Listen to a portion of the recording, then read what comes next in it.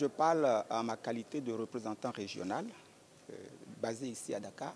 C'est un peu difficile pour moi de décerner des notes à qui est meilleur.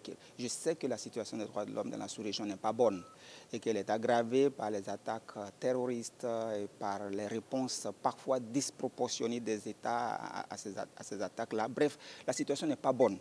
Et les changements anticonstitutionnels de gouvernement ont quelque part aggravé aussi cette situation parce que ça pose certains types de problèmes aussi. Et puis ça pose également la question des institutions qui doivent être là pour réguler. Donc, de là où je suis en tant que représentant régional, je ne suis pas à l'aise avec la situation des droits de l'homme dans la sous-région, même si je ne peux pas aller dans les détails. Et cela montre que nous devons nous mobiliser, y compris à travers la société civile et d'autres corporations qui ont un rôle à jouer en matière de prévention, mais également en matière de réponse aux atteintes des droits de l'homme, parce que ce n'est qu'ainsi qu'on peut renforcer la lutte contre l'impunité, qui permet à ceux qui sont potentiellement violateurs des droits de l'homme de savoir que leurs actions ne vont pas rester impunies.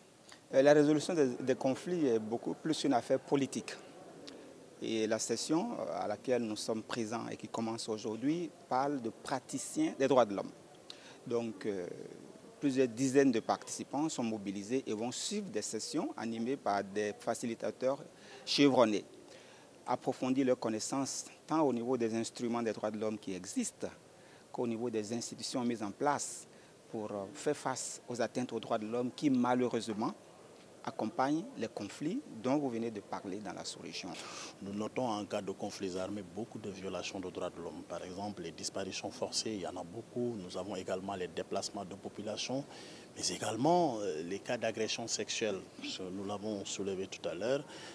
Par rapport aux statistiques, rien qu'entre juillet et septembre 2022 au Mali, nous avons dénombré pas moins de 5000 cas de violations, violations sexuelles. Donc c'est véritablement cet impact sur les droits de l'homme qui nous amène en tant qu'institution nationale en charge de la promotion et de la protection des droits de l'homme, en fait de nous activer sur le terrain avec nos partenaires comme la Fondation Neumann, comme la Fondation René Cassin, mais également d'autres partenaires tels que le Commissariat aux droits de l'homme, l'ambassade de France et l'ambassade d'Allemagne.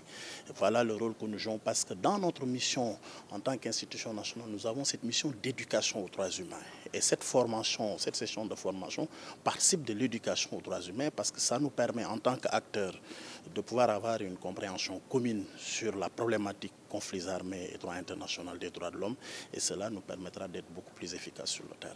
Vous savez, le Sénégal est un état de droit, la démocratie est une réalité dans notre pays et nous avons en place aujourd'hui presque tous les mécanismes qui permettent de prendre en charge les situations de violation des droits de l'homme. Et ça, c'est le premier baromètre pour mesurer l'engagement d'un État à faire respecter les droits de l'homme. C'est vrai, cela n'empêche pas qu'il y ait des cas de violation des droits de l'homme, comme j'ai l'habitude de le dire. Il n'y a aucun pays aujourd'hui qui peut se targuer de dire zéro violation des droits de l'homme. Mais là où c'est important pour le Sénégal et c'est intéressant, c'est que voilà des mécanismes qui sont là, qui sont mis en place. Et ce sont ces mécanismes qui donc prennent en charge quand il y a des cas de violation de droits de l'homme. Notre arsenal juridique est un arsenal très touffu. Les mécanismes, ça existe. Nous sommes les mécanismes nationaux de promotion et de protection des droits de l'homme. Il y a également d'autres mécanismes. Donc je pense que cela est extrêmement important pour pouvoir prendre en charge donc, la question des droits de l'homme au Sénégal. Alors évidemment, nous sommes tous très préoccupés de la situation et des conflits qui se développent dans le monde. Très rapidement, une situation peut être déstabilisée et les acquis de l'état de droit, des droits de l'homme et de la démocratie peuvent être mis en cause. Vous avez des experts africains qui se sont déjà exprimés. Donc le rôle de la Fondation René Cassin, c'est essentiellement la sensibilisation, la promotion, la formation, l'information sur les droits de l'homme. Et ça passe notamment par des sessions soit à Strasbourg, soit des sessions délocalisées comme celle de Dakar. Mais je crois que l'essentiel, si j'avais un message à faire passer, c'est que les droits de l'homme sont les assises de la justice et de la paix dans le monde. Donc le monde ne souffre pas de trop de droits de l'homme, mais de pas assez. Et que la formation aux droits de l'homme, c'est un travail continu qui passe par des efforts quotidiens, qui concernent toutes les générations nouvelles, les générations futures. Donc il faut toujours recommencer l'enseignement aux droits de l'homme, ce qui implique de mettre l'accent sur la coopération juridique, sur la coopération culturelle. Et c'est quand les choses vont mal que la coopération culturelle, les liens